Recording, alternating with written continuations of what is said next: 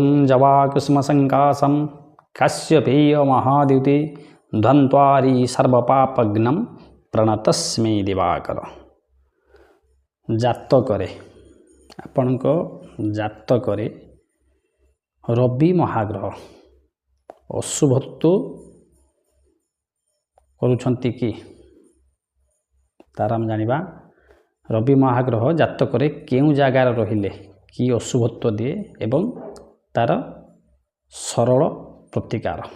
जेउ जातक बा कुंडली चक्र रे सूर्यंकर स्थिति खराब थाए एवं सही कारणरू आम जो कार्यटा कहवा से कार्य सब बाधा मध्य उपजे।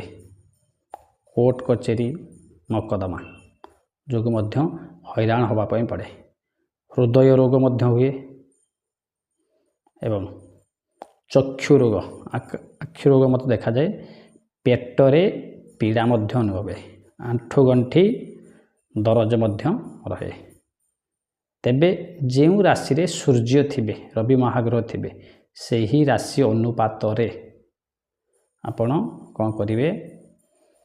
यदि मेष राशि रे अछंती ताहले 1 किलो, वृष राशि रे 2 किलो, मिथुन रे 3 किलो, एमिति प्रत्येक ग्रह बा राशिंकर नंबर अनुଯାयी गुड़ आनी चलंता जल रे विसर्जन जदि करती ताहले रवि महाग्रह शांत हुअन्ति। जदि रवि महाग्रह आपणकर लग्न रे किंबा सप्तम घरे अछंती किंबा सूर्य एवं शनि महाग्रह एकत्रित होई अछंती ए अवस्था रे सूर्य पाप पीड़ित होई थाए।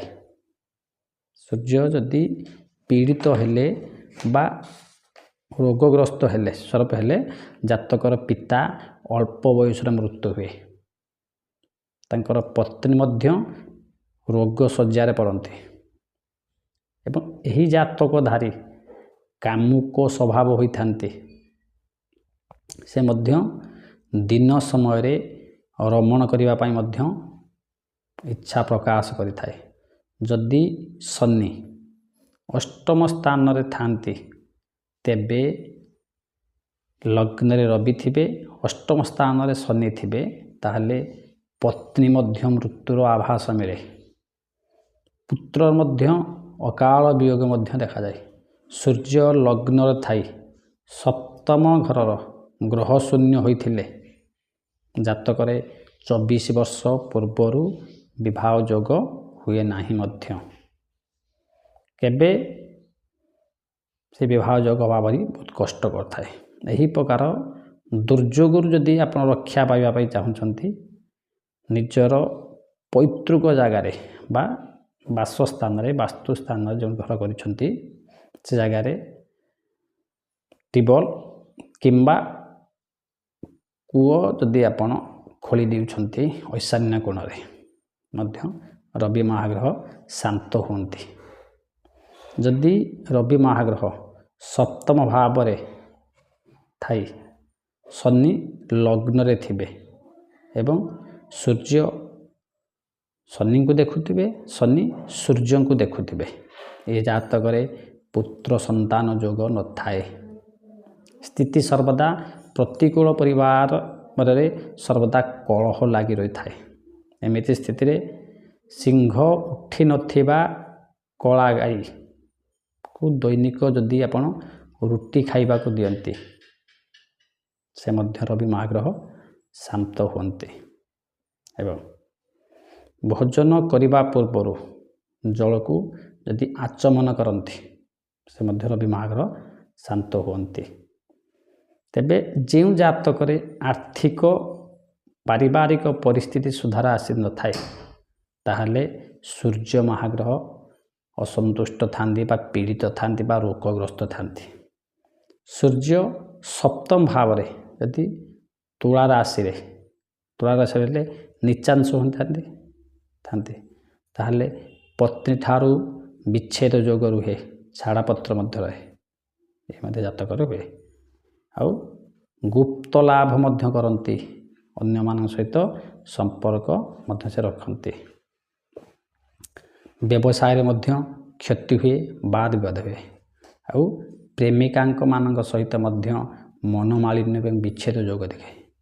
ଯଦି ଏଥିରେ କୌଣସି ଖରାପ ଫଳ ମିଳୁଥାଏ ତେବେ ରାତ୍ରିରେ କ୍ଷୀର ଢାଳି ଚୁଲି ନିଆଁକୁ ଲିଭାଇ ଦେବ। ଆପଣ ଯେଉଁ ଅଛି ଚୁଲି ବା କରିଥିବେ ସେ ଚୁଲିରେ ଜଳୁଥିବା ଅବସ୍ଥାରେ କ୍ଷୀର ଦ୍ୱାରା ଯଦି ଆପଣଙ୍କୁ ଅଗ୍ନିକୁ ବିସର୍ଜନ କରନ୍ତି ତାହେଲେ ମଧ୍ୟ ରବି ମହାଗ୍ରହ ଶାନ୍ତ ହୁଅନ୍ତି। ଏବଂ ସକାଳେ ଦାନ୍ତ ଘଷି ସାରି କିଛି ଚିନି ପାଟିରେ ପକାଇ ତାପରେ 2 ଢୋକ ଯଦି ପାଣି ପିଇଦେବେ ସେ ମଧ୍ୟ ସୂର୍ଯ୍ୟ ମହାଗ୍ରହ ପ୍ରଶମନ ହୁଅନ୍ତି, ଶାନ୍ତ ହୁଅନ୍ତି। ଏବଂ ଯଦି ସୂର୍ଯ୍ୟ ମହାଗ୍ରହ ଯୋଗୁଁ ପୀଡ଼ିତ ହେଉଛନ୍ତି ରବିବାର ମଧ୍ୟ ଆମିଷ ବର୍ଜନ କରନ୍ତୁ।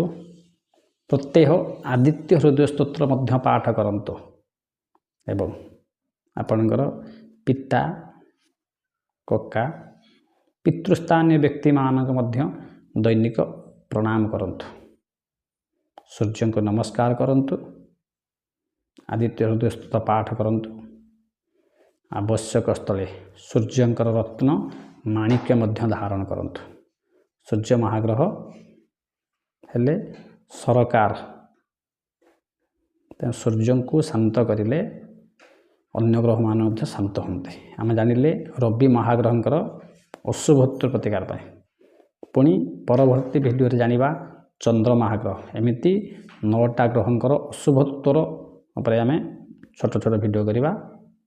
ତେଣୁ ଭିଡ଼ିଓକୁ ଜମା ସ୍କିପ୍ କରିବେ ନାହିଁ, ଶେଷ ପର୍ଯ୍ୟନ୍ତ ଦେଖନ୍ତୁ, ନିଶ୍ଚିତ ଆପଣଙ୍କର କାମରେ ଆସିବ।